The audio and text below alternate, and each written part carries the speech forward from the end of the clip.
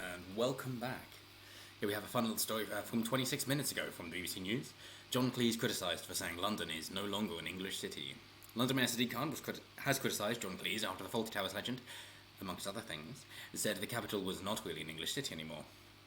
He tweeted, "Some years ago I opined that London was not really an English city anymore. Since then, virtually all my friends from abroad have confirmed my observation, so there must be some truth in it. I note that London was also the UK city that voted most strongly to remain in the European Union." And it's true in terms of voting for the EU, as well as Labour losing their vote to Lib Dem in the MEP elections, because Lib Dems are most strongly remain. In fact, Alistair Campbell was recently verbally attacked for stating that he voted Lib Dem instead of being party law and voting for Labour because he wanted to remain in the EU. And John Cleese is true. If we look at areas of England and Wales by ethnicity, this is from last year, I believe, from gov.uk. It says in London, here we have the different groups with percentage points, and if you prefer straight numbers instead of charts, here we have London here, where white British is 44.9%. So it is no longer majority white in terms of over 50%. I think because also 14 out of 22 boroughs are no longer majority white British either. So, obviously, considering that the progressives like multiculturalism and not the English values of individuality, liberalism, and being the master of your own destiny, I think it was also John Cleese who said, or was it Michael Caine? He said that I'd rather be a poor man in charge of his own destiny than a rich man's slave. I think that's Michael Caine then. But it's old, proper English values. I'm not saying if they're right or wrong, but that is the English way. But if you like multiculturalism and don't think that English identity is good, or think that diversity is our strength, as Sadiq Khan says, Londoners know that our diversity is our greatest strength, then you don't care that it's not mainly English because you don't want it to be English, you want it to be multiculturalism and diverse.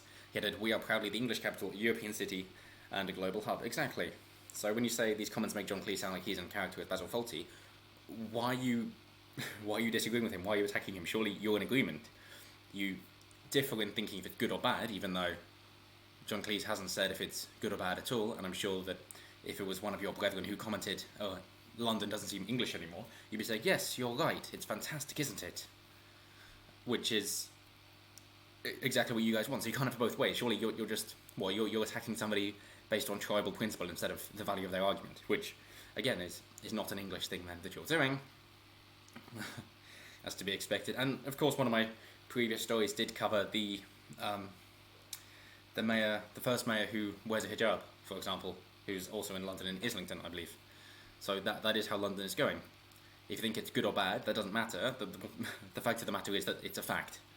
And both Sadiq Khan and John Cleese are in agreement here. However, Sadiq Khan seems to be making an argument for no good reason. So, he used a series of further tweets to deny that his comments were about race, saying the character of the capital had changed since he was young. Okay, so it's multiculturalism then. Not multiracialism, but culturalism.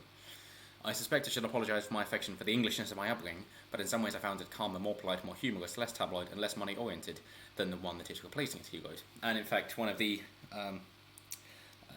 mafia bosses, or gang bosses from London a few decades ago, was recently on Valuetainment, Patrick Bet-Davis' channel, and said that in London, when the Cray twins were about, there was nothing to steal from anybody, that you go into a place and feel bad that you'd leave a fiver there instead of take anything. And that's the old thing of saying, well, the best way to not have anything stolen from you is to not have anything valuable. Cleese moved to the island of Nevis in the Caribbean last November. In July, he told BBC Newsnight he was so disappointed with so much about this country, particularly the press and the level of debate in the 2016 EU referendum. There had been dreadful lies on the right and scare tactics from then Prime Minister David Cameron and George Osborne, he said. And his comments sparked a backlash on Twitter, as to be expected, and support as well. But talking about the dreadful lies on the right, we have a story about Boris Johnson ordered to appear in court over £350 million claim. Boris Johnson had been ordered to appear in court over claims he lied by saying the UK gave the EU £350 million a week. And it is a private prosecution which was crowdfunded £200,000. Mr Johnson's representatives had called it a stunt that is being brought for political purposes, as we hear bandied about a great deal. This is the picture of the bus that they did drive about to show their message. And they say at the end, in her original ruling, District Judge Margaret Coleman said, "I accept that the public offices held by Mr. Johnson provide status, but with that status comes influence and authority. I'm satisfied there is sufficient to establish prima facie evidence of an issue to be determined at trial of this aspect," which is fair enough. Yes, with great power comes great responsibility, so that is to be expected.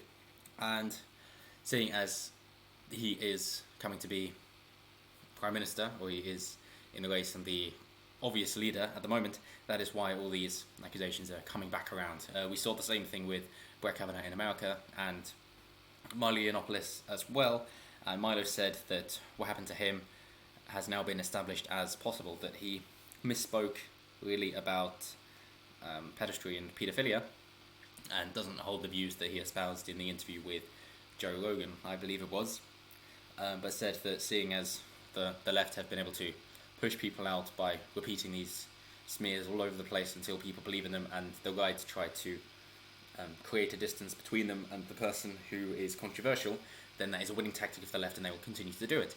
Whereas what the left does when something like this happens is they give them all the platforms that they can, like Elon Omar, for example, in order to try and get people to forget about it and give them new messages and explain it all away if they even touch on it at all. So they're the two different tactics, and that's why this is being brought up again, because it's a character attack instead of a matter of principle.